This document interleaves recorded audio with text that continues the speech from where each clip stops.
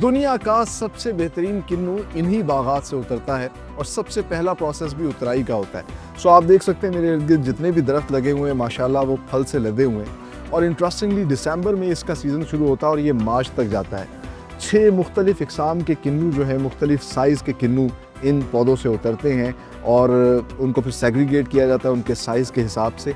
और इंटरेस्टिंगली जो सबसे छोटे साइज़ का किन्नू होता है उसकी भी प्राइस वही होती है, क्योंकि उसका जूस मीठा होता है और वो भी जूस निकालने के लिए, उसके पल्प के लिए इस्तेमाल होता है।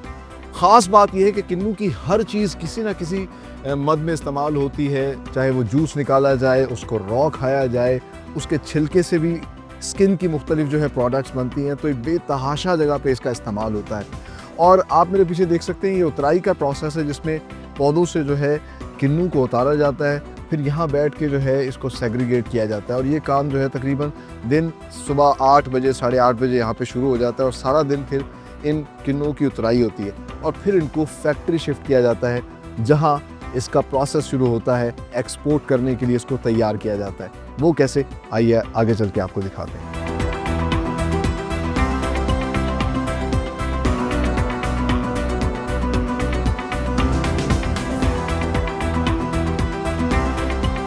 बागात से उतरने वाले रसीले ऑरेंजेस यानी कि किन्नुओं को लाया जाता है फिर फैक्ट्री में, और फैक्ट्री में लाने के लिए ट्रक्स के ज़रिए इन प्लास्टिक के क्रेट्स में इन किन्नुओं को लाया जाता है और एक क्रेट जो है तकरीबन 20 किलो वज़न का होता है।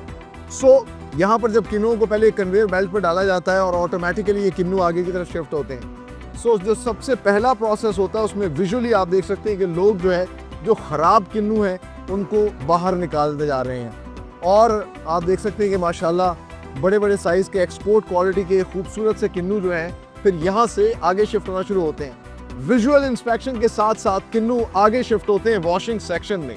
वॉशिंग सेक्शन में मुख्तलिफ स्प्रे गन्स लगाई जाती हैं जो ना सिर्फ पानी से उसकी सफाई करती हैं बल्कि ख़ास किस्म के एक मटीरियल से बिल्कुल ऑरेंज को, किन्नू को साफ़ सुथरा कर देती हैं, चमकदार कर देती हैं। और फिर वो ऑरेंज इसी कन्वेयर बेल्ट से शिफ्ट होते हैं हीटिंग चैम्बर में जहाँ गर्म हवा के ज़रिए उसको सुखाया जाता है, उस पर एक शाइन आ जाती है और फिर उसके ऊपर स्प्रे किया जाता है वैक्स का। इंटरनेशनल स्टैंडर्ड्स के मुताबिक ये वैक्स का स्प्रे इसलिए किया जाता है ताकि जो फ्रूट है उसकी शेल्फ लाइफ बढ़ जाए, क्योंकि उसने दुनिया भर में यहाँ से एक्सपोर्ट होना है, उसको कई कई दिन लग सकते हैं अपनी डेस्टिनेशन पे जाने के लिए।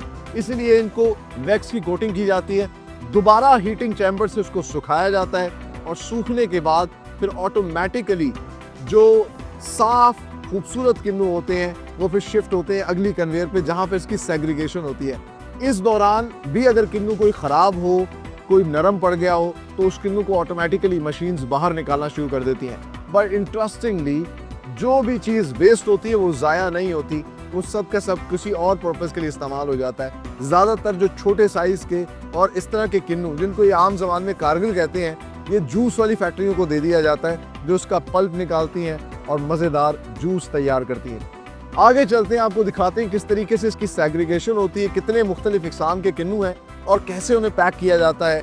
पाकिस्तान में सप्लाई करने के लिए क्या पैकिंग होती है और एक्सपोर्ट के लिए किस तरीके से इन किन्नुओं को पैक किया जाता है। आइए मेरे साथ।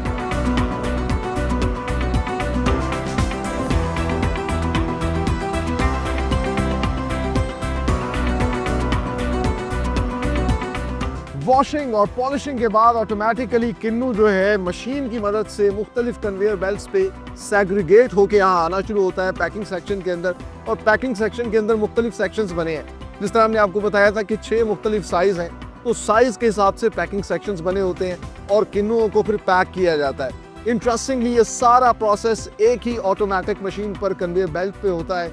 और ख़ास बात यह है कि ये मशीन्स भी अब पाकिस्तान के अंदर बनाई जा रही हैं, यानी कि ये मशीन्स भी मेड इन पाकिस्तान है। सो ये रसीले खूबसूरत खुशबूदार किन्नू फिर पैकिंग सेक्शन में जब आते हैं तो यहाँ पर मुख्तलिफ इकसाम की पैकिंग होती है।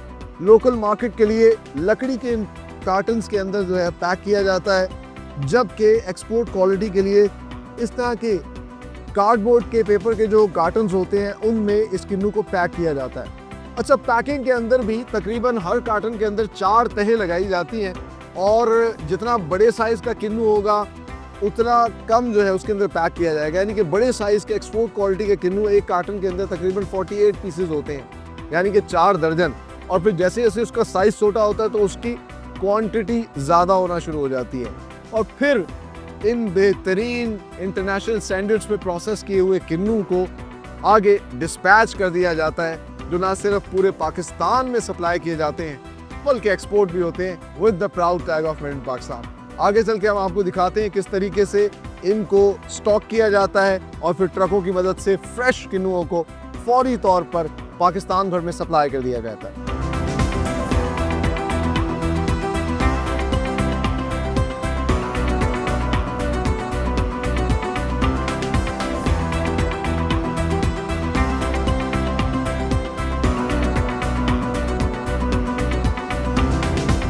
फाइनली टाइम टू से गुड बाय, लेकिन जाने से पहले हम आपको दिखाते हैं कि किस तरीके से बड़ी तादाद में इन कार्टन्स को स्टॉक किया जाता है और फिर बाद में इनको डिस्पैच किया जाता है।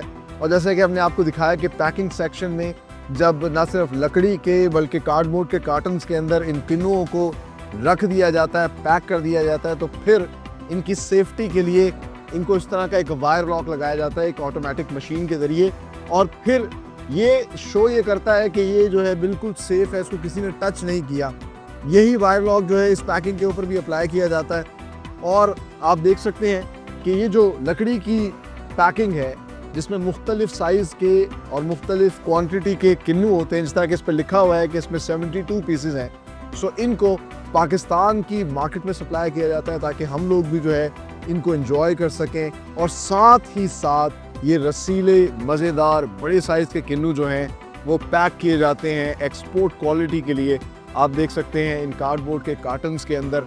और फिर यही kinnow with the proud tag of made in Pakistan दुनिया भर में सप्लाई होते हैं। ये रसीले से मज़ेदार मेड इन पाकिस्तान किन्नू, ये प्रोडक्ट्स हमारा प्राइड है। इनके बागात में काम करने वाले तमाम तर लोग, इन कंपनियों को, फैक्ट्रियों को चलाने वाली वो तमाम तर बिजनेस कम्युनिटी, ये हमारा प्राइड है। और जैसे मैं हमेशा कहता हूँ कि हमें याद रखना चाहिए हम पाकिस्तानी हैं। So be Pakistani, buy and support Pakistani products. इस तरह की प्रोडक्ट्स, इस तरह के किन्नुओं को वो तमाम तर ओवरसीज़ पाकिस्तानी अपने अपने ममालिक में इंपोर्ट करवा सकें। इससे पाकिस्तान का एक खूबसूरत नाम भी वहाँ पर जाएगा और साथ ही साथ हमारी ओवरसीज़ कम्युनिटी को भी इससे फ़ायदा होगा। इसी नेक तमन्ना और दुआ के साथ कि पाकिस्तान फलता फूलता रहे, आगे बढ़ता रहे।